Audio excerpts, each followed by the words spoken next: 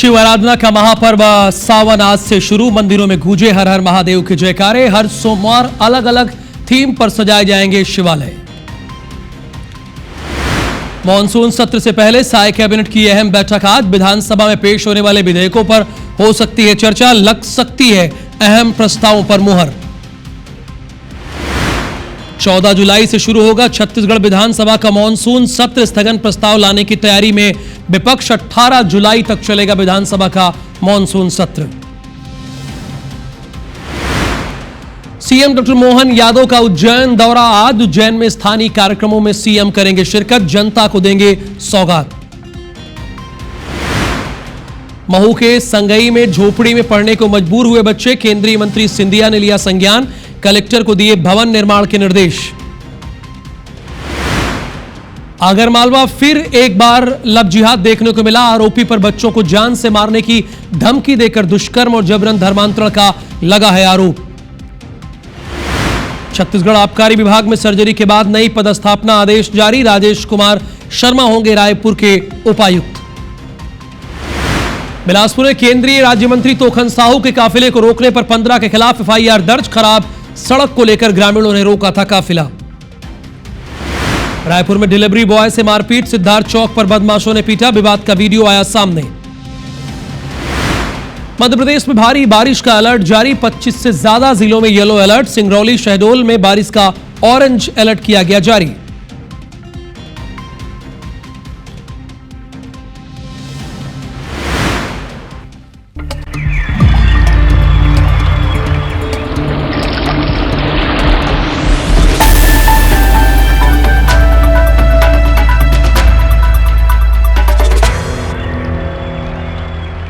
Good morning Madhya Pradesh, मैं हूं आपके साथ राहुल सौमित्र। आज से सावन माह की शुरुआत हो गई है। यह महीना भगवान शिव को बेहद प्रिय माना जाता है। आज सावन के पहले दिन मंदिरों में भक्तों की भीड़ लगी है। वहीं उज्जैन के महाकाल मंदिर में आज सुबह ही भगवान शिव की आरती की गई है। उसके बाद बाबा के दर्शन करने के लिए मंदिर में भक्तों का सैलाब देखने को मिला। इसके अलावा सावन के पहले दिन ही कांवड़ यात्रा का भी शुरुआत देखने को मिली। आज सभी भोलेनाथ के भक्त कावड़ लेकर गंगा जल लेने हरिद्वार के लिए निकलेंगे। तो उज्जैन की ये तस्वीर आप देख रहे हैं। महाकाल का अभिषेक हो रहा है। इसकी तस्वीरें, दूध से अभिषेक किया जा रहा है, फिर दही से उसके बाद अभिषेक किया जा रहा है। और आप जिस भी कोने में मध्य प्रदेश के हैं और तत्पश्चात जल से अभिषेक किया गया, आप भगवान शिव को वहीं से प्रणाम कीजिए। और जाहिर सी बात है, उज्जैन तो ज्योतिर्लिंग है, यहाँ भीड़ बहुत होगी। चूंकि सावन का महीना, मैंने शुरुआत में ही कहा, भगवान शिव को अति प्रिय महीना होता है ये। तो स्वाभाविक सी बात है, जो उनके भक्त हैं वो ज्योतिर्लिंग या शिवालय या भगवान शिव जहाँ जहाँ विराजमान है वहाँ पहुँचेंगे ही। तो हमारी कोशिश होगी कि हम आपको अलग अलग जगहों पर ले चलें और वहाँ की तस्वीरें दिखा सकें। और ये फिलहाल जो तस्वीरें आप देख रहे हैं, ये तो महाकाल को अभिषेक कराया जा रहा है, उसकी तस्वीरें आप देख रहे हैं। इंद्रेश उज्जैन से हमारे साथ जुड़े हुए हैं। इंद्रेश, वैसे तो उज्जैन में हर दिन खास दिन होता है, लेकिन आज से सावन की शुरुआत हो गई है, श्रावण की शुरुआत हो गई है। आप जो भी कुछ आप देख रहे हैं, उन तस्वीरों को हमारे दर्शकों को भी दिखाइए। जो वहां पे माहौल है, शिवमय माहौल है, उससे भी हमारे दर्शकों को बताइए, अपडेट दीजिए। देखिए, बिल्कुल बताना चाहूंगा कि आज सावन की शुरुआत हुई है और सावन का जो महीना होता है बाबा शिव को, बाबा महाकाल को अति प्रिय। और देखा जाए तो सावन का महत्व उज्जैन को लेकर काफी माना गया है, क्योंकि कालों के काल बाबा महाकाल का यहाँ विशेष तरीके से पूजन अर्चन किया जाता है।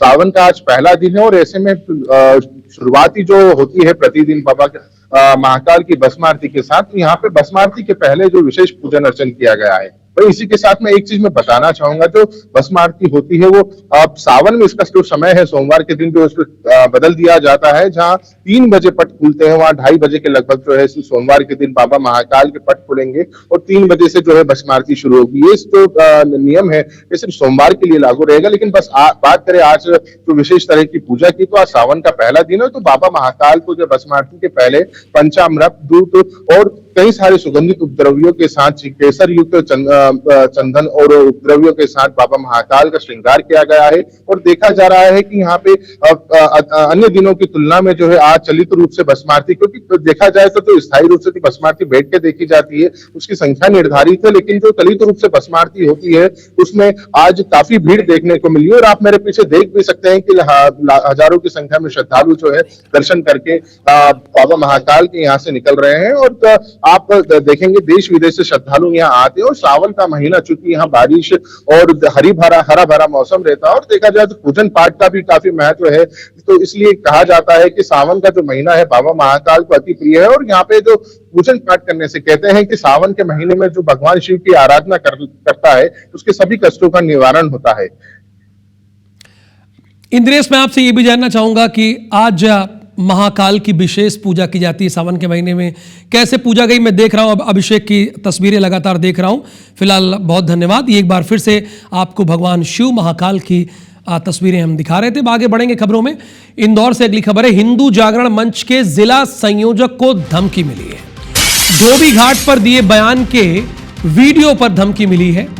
सुफियान अंसारी ने इंस्टाग्राम में कमेंट के जरिए धमकी दी है। युवक ने कमेंट में लिखा था, इसकी गर्दन कौन उड़ाएगा। हिंदू संगठन की शिकायत पर पुलिस ने आरोपी को गिरफ्तार कर लिया है।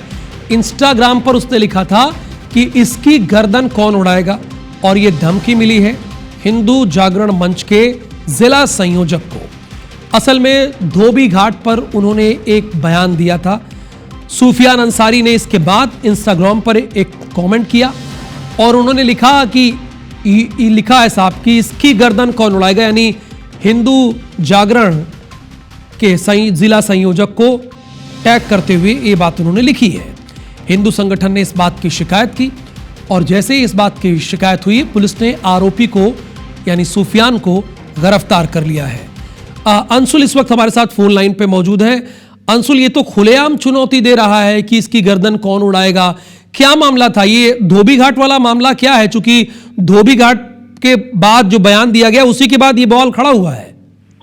बिल्कुल राहुल, आपको बता दूं कि कुछ दिनों पहले ही इंदौर में मोहर्रम के मेले को लेकर के विवाद हुआ था और नगर निगम ने जो अनुमति दी थी उसमें धोबी घाट मैदान को करबला मैदान लिख दिया था, जिसके बाद हिंदू जागरण मंच ने इसमें आंदोलन किया था। और उस मैदान को लेकर के उन्होंने एक आंदोलन में यह भी कहा था कि धोबी घाट हमारा है और इसे धोबी घाट ही कहा जाए, जिसके बाद नगर निगम ने भी अपनी अनुमति में सुधार करते हुए उस मैदान को धोबी घाट लिखा था। यही बयान जब हिंदू जागरण मंच के संयोजक जो है सुमित भाटिया, उनका बयान सोशल मीडिया पर वायरल हुआ था और जो वायरल वीडियो था उस पर इंस्टाग्राम पर कमेंट में सुफियान अंसारी ने लिखा था कि इसकी गर्दन कौन उड़ाएगा, जिसके बाद हिंदू संगठनों ने इस पर आपत्ति ली थी और इसकी एफआईआर जो है जूनी इंदौर थाने में दर्ज कराई गई थी। इसके बाद लगातार पुलिस जो है सुफियान अंसारी की तलाश कर रही थी और अब सुफियान अंसारी को पुलिस ने गिरफ्तार कर लिया है और पुलिस ने गिरफ्तार करते हुए उससे आगे की पूछताछ भी जो है वो शुरू कर दी है। लेकिन सबसे बड़ी बात यह है कि लगातार धोबी घाट और करबला मैदान इन नामों को लेकर के विवाद होता रहा है, लेकिन अभी तक इस तरह की धमकियां जो है किसी भी पक्ष के द्वारा नहीं दी गई थी। लेकिन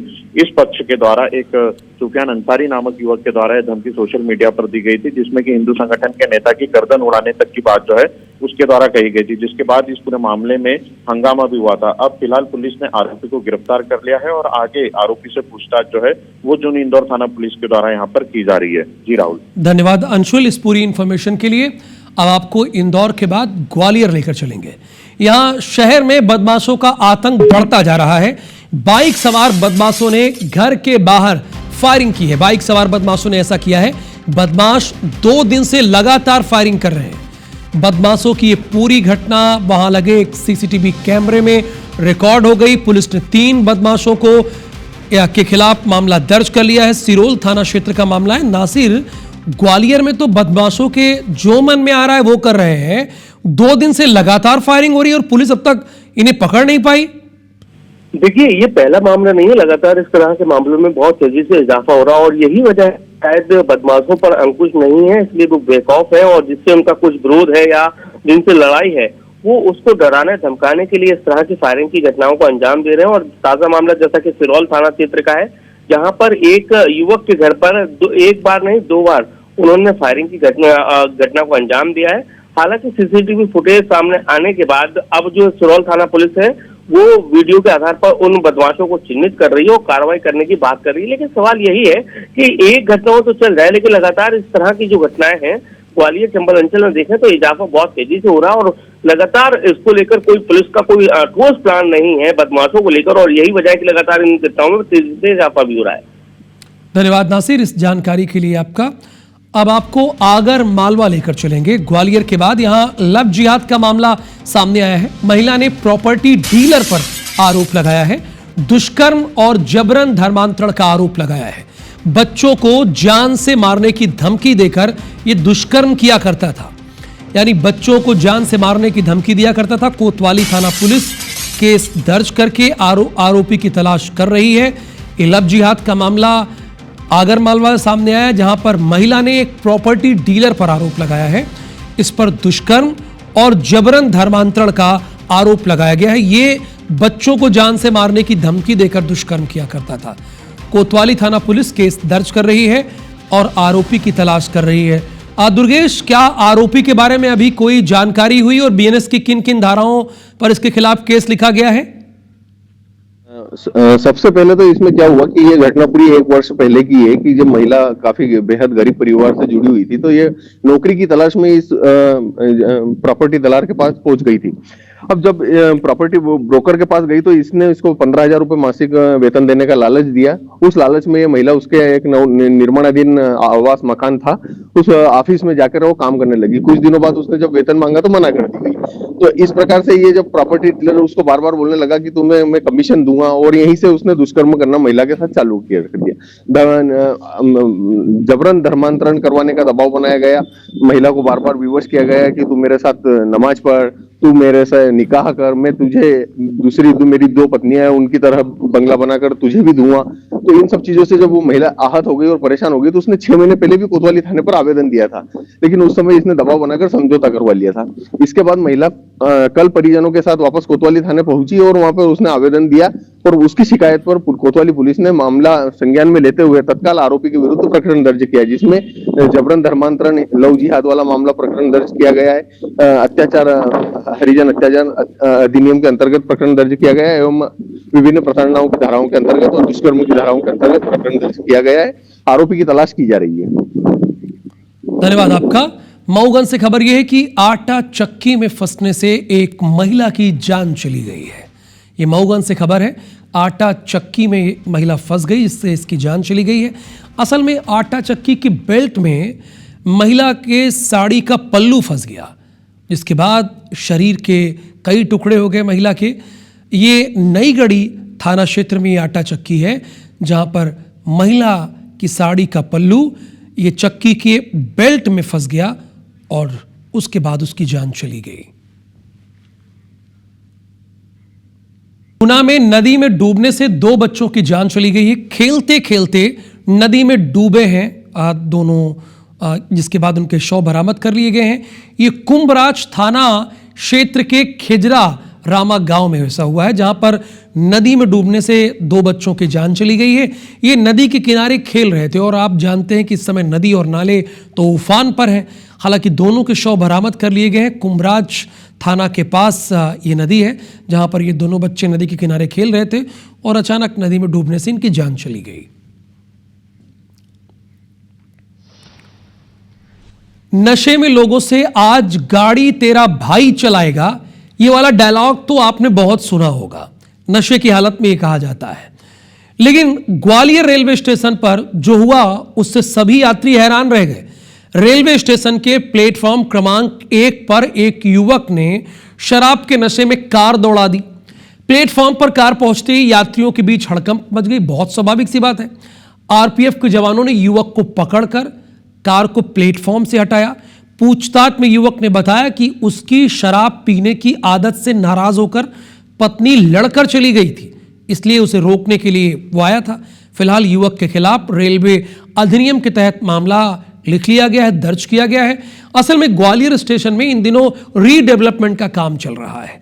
ऐसे में प्लेटफॉर्म तक लोडर जैसी बड़ी मशीनों के आवागमन के लिए ऑफिसर रेस्ट हाउस के पास से रास्ता बनाया गया है। युवक उसी रास्ते से कार लेकर प्लेटफॉर्म के अंदर घुसा। आरोपी कार चालक नितिन राठौर आदित्यपुरम का रहने वाला है, जिसके खिलाफ मामला दर्ज कर लिया गया है। इंदौर से खबर यह है कि हीरानगर थाने में पुलिस ने गुंडों की अनूठी काउंसलिंग की है। थाने में गुंडों की परेड के साथ पाठशाला लगाई गई है। बदमाशों से कॉपी में लिखवाए गए हैं अलग अलग तरह के सवालों के जवाब। थाने में गुंडों के परिवार भी मौजूद रहे।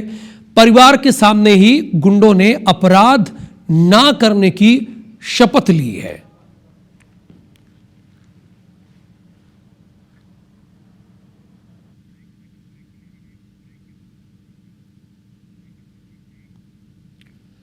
ब्रेक के बाद आपको दिखाएंगे 2 मिनट में 20 खबरें।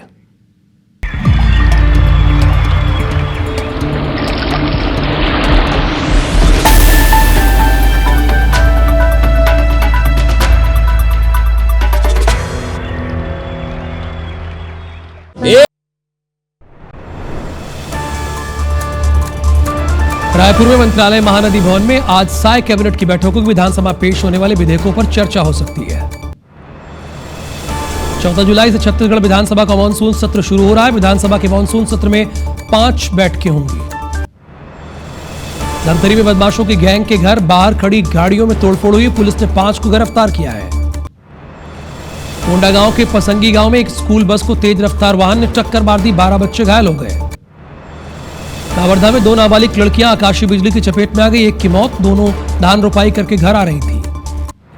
बलरामपुर के भदार में तेज रफ्तार पिकअप वाहन ने बाइक सवार युवकों को टक्कर मार दी। एक युवक की मौके पर मौत। बलौदाबाजार में सांप काटने से मां बेटी की मौत हो गई। रात में जमीन पर सोने के दौरान सांप ने डस लिया। आरंग महासमुंद नेशनल हाईवे पर तेज रफ्तार वाहन ने मां बेटी को कुचल दिया। मां की मौके पर मौत हो गई। राजिम के फिंगेश्वर क्षेत्र में जलाशय में नहाने गया युवक गहरे पानी में डूब गया। दुर्ग में ईंट भट्टे में मजदूरी दिलाने के नाम पर 35 लाख रुपए की ठगी हुई। इट्टा भट्टा संचालकों ने थाने में शिकायत की है। बलरामपुर में एसीबी ने 15,000 की रिश्वत लेते एक पटवारी को रंगे हाथों गिरफ्तार किया है। अभनपुर पुलिस ने खुलेआम चाकू लहराकर लोगों को डराने वाले एक आरोपी को गिरफ्तार किया है। भिलाई में स्कूल के पास नशीली सामग्री बेचने वालों पर निगम ने कार्रवाई की है। बिलासपुर सेंट्रल जेल के बाहर भाई से मिलने पहुंचे शख्स और उसकी मां पर कुछ लोगों ने चाकू से हमला किया। सारंगढ़ बिलाईगढ़ में पेंड्रावन से बालपुर तक रास्ता खराब है। जगह जगह गड्ढे और कीचड़ से राहगीरों को मुश्किलें हो रही है। कर्मचारी कल्याण संघ का पदयात्रा राजिम के अभनपुर पहुंची। 15 जुलाई को विधानसभा का घेराव का प्रोग्राम है। सख्ती के कलेक्ट्रेट में शिक्षा विभाग की समीक्षा बैठक हुई। लापरवाही बरतने वाले शिक्षकों को वेतन रोकने पर चर्चा हुई। उत्तर और दक्षिण छत्तीसगढ़ में मानसून गतिविधियां एक्टिव हुई। मौसम विभाग ने बारिश को लेकर अलर्ट जारी किया है। बस्तर का चित्रकूट जलप्रपात देखने लोग पहुंच रहे हैं। यहां सुरक्षा के सारे दावे फेल नजर आ रहे हैं। अब 20वीं खबर का रुख करते हैं। राजिम में श्रावण मास के पहले दिन श्रद्धालु कुलेश्वरनाथ महादेव मंदिर पहुंचे। श्रद्धालुओं ने बाबा का जलाभिषेक किया।